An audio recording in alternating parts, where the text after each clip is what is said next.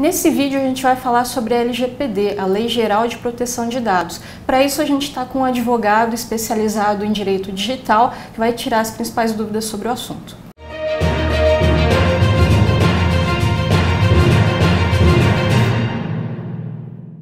Então estamos aqui com o Fernando Pérez hoje, a gente vai fazer um bate-papo sobre a LGPD, né, Fernando? O Fernando é advogado especializado em direito digital. Então, Fernando, a LGPD entrou em vigor na semana passada com a sanção da lei, né? Então a gente queria aproveitar e explicar um pouco para o leitor, para o pessoal que está assistindo aí, o que seria essa lei, né? A Lei Geral de Proteção de Dados, né? Para que ela foi criada? A Lei Geral de Proteção de Dados Pessoais é uma lei que foi inicialmente aprovada no ano de 2018 e a previsão inicial é de que entrasse em vigor agora em agosto do ano de 2020. Depois de muitas reviravoltas no Congresso Nacional, decidiu-se que ela realmente entraria em vigor agora esse ano e, porém, que suas sanções elas seriam aplicadas no ano que vem. E a lei, ela vem a tratar sobre a segurança dos nossos dados pessoais, a forma como empresas, pessoas físicas também, devem cuidar dos dados que adquirem sobre nós. Então, essa é uma legislação extremamente importante em tempos que os nossos dados acabam circulando por diversas empresas, acabam circulando por diversos bancos de dados e nós perdemos o controle, nós não sabemos obrigatoriamente, necessariamente, quem utiliza, quem armazena, quem detém os nossos dados e se eles estão sendo compartilhados, utilizados da maneira devida. Então, essa lei vem a proteger os titulares de dados pessoais e a forma como as empresas, aquelas pessoas que realizam os tratamentos dos dados, devem então conduzir no uso das nossas informações. Tá certo. E o que seriam esses dados pessoais? Que tipo de dado aí está sendo protegido por essa lei? A legislação ela acaba por definir, ela acaba por diferenciar dados pessoais e dados anônimos. E entre os dados pessoais, também os dados sensíveis. Dados pessoais são todas aquelas informações que de uma forma direta acabam relacionando, acabam ligando a uma pessoa natural. Como, por exemplo, um número de CPF é uma informação que pode ser ligada, em tese, somente a uma pessoa, porque é uma identificação única do cidadão. Então, um número de RG, várias outras informações que então podem ser compreendidas como dados pessoais.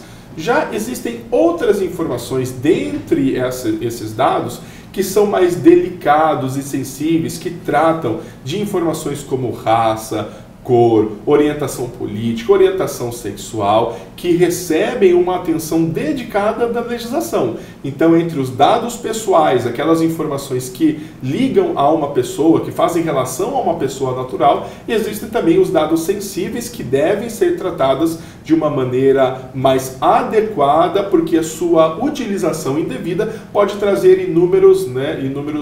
pode prejudicar de sobremaneira o titular dos dados. Além disso, existem os dados anônimos, os dados anonimizados de acordo com a legislação, que são informações que não são ligadas a priori, inicialmente, a uma pessoa natural. Vou dar um exemplo. Imagine só, hoje existem várias tecnologias de reconhecimento e de detecção facial. Reconhecimento facial, quando, por exemplo, uma câmera de vigilância, ela captura a informação sobre uma pessoa, o rosto de uma pessoa, e através de uma consulta em um banco de dados, identifica que aquela foto, aquela imagem, se trata de determinada pessoa. Esse, então, é um dado pessoal que é considerado e deve ser tratado da maneira correta. Já imagine só, existe uma outra tecnologia muito parecida, só que ela não captura o rosto da pessoa, mas ela pode capturar, por exemplo, numa vitrine de uma loja, em um supermercado, qual que é a reação que uma pessoa teve quando ela olhou um produto. Imagine só uma câmera que vai dizer, por exemplo, que nós ficamos alegres, surpresos, espantados, desinteressados, só que essa informação, ou seja, a nossa foto não vai ser capturada.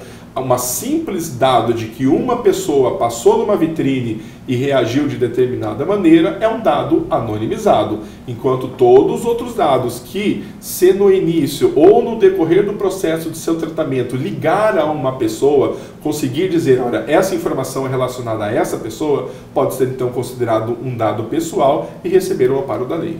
Certo. E a quem se aplica essa lei? A LGPD se aplica a todas as pessoas físicas e jurídicas que fazem o tratamento de dados. O que é o tratamento de dados? A coleta, a aquisição dessas informações, o armazenamento, o compartilhamento e até mesmo um pedido de exclusão por parte do titular, ou seja, nós que fornecemos os dados, fazem parte, dentre várias outras ações, do tratamento de dados. Então, isto não cabe somente às empresas. Pessoas físicas que, se porventura realizarem algum desses processos, também são responsabilizáveis de acordo com a lei. A lei hoje ela não exclui uma categoria, um nível de empresa, um porte de empresa. Então, todas as pessoas físicas e jurídicas, independente da quantidade de dados que façam o tratamento, estão abrangidas pela lei. Queria que você falasse também um pouco do contexto que essa lei foi criada, né? A gente tem um histórico aí de empresas que um histórico de abusos, né, por parte de grandes empresas em relação ao uso de dados pessoais, né? Essa lei ela veio para proteger os usuários, os titulares de dados pessoais desse tipo de abuso, por exemplo? Os nossos dados pessoais acabam circulando pela internet e nós perdemos o controle sobre isso. E, na verdade, já virou um caos tal que nós não sabemos necessariamente quem são as empresas, né? Quais os bancos de dados que possuem informações sobre nós. Tanto é que nós recebemos inúmeras mensagens de spam, nós recebemos inúmeras mensagens, por exemplo, em nosso celular e às vezes desconhecemos a origem, a autorização daquela empresa em enviar essas mensagens. Então, por essa desorganização, é necessário, né, ou seja, temos uma lei, a LGPD, que vem a regular como que as empresas devem utilizar os nossos dados.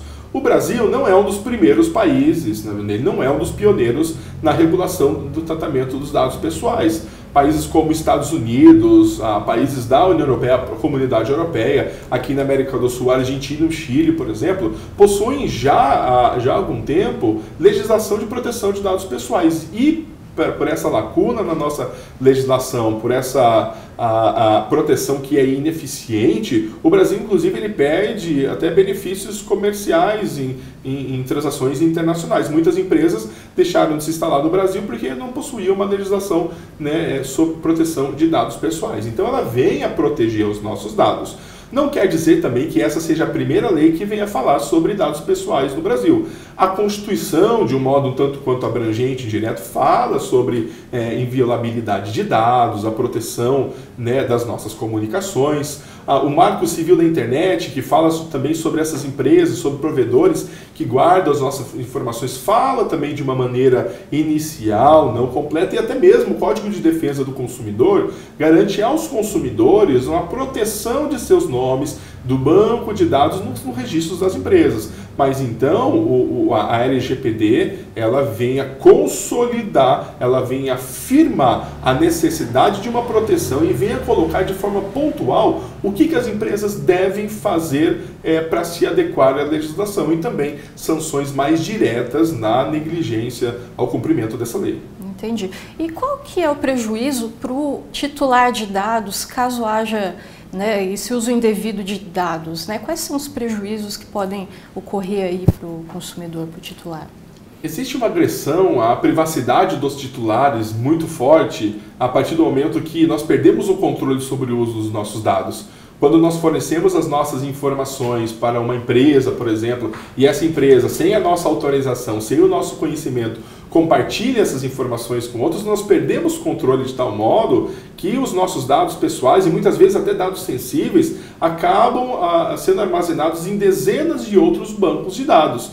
Então a nossa privacidade virtual, né, o nosso bem-estar virtual, ele acaba sendo agredido porque nós acabamos por receber diversas informações indesejadas, empresas acabam tendo conhecimentos particulares nossos, às vezes até ganhos, por exemplo, ou algum tipo de orientação mais pessoal, ou outras informações que seriam desnecessárias e não autorizadas em um contexto. Então nós acabamos ficando refém né, de várias outras empresas, principalmente porque nós não sabemos quem possui esses dados. Então, a partir do momento, e existe uma cultura no Brasil de que eu vou pegar várias informações sobre essas pessoas e eu não preciso falar para ela, pedir autorização para ela e vou utilizar da maneira que eu quiser, depois eu vejo o que eu faço com esses dados, que acabou prejudicando muito. Então, estamos muito próximos para que tudo isso vire um caos. Então, é muito importante uma legislação como essa para que os nossos dados estejam protegidos.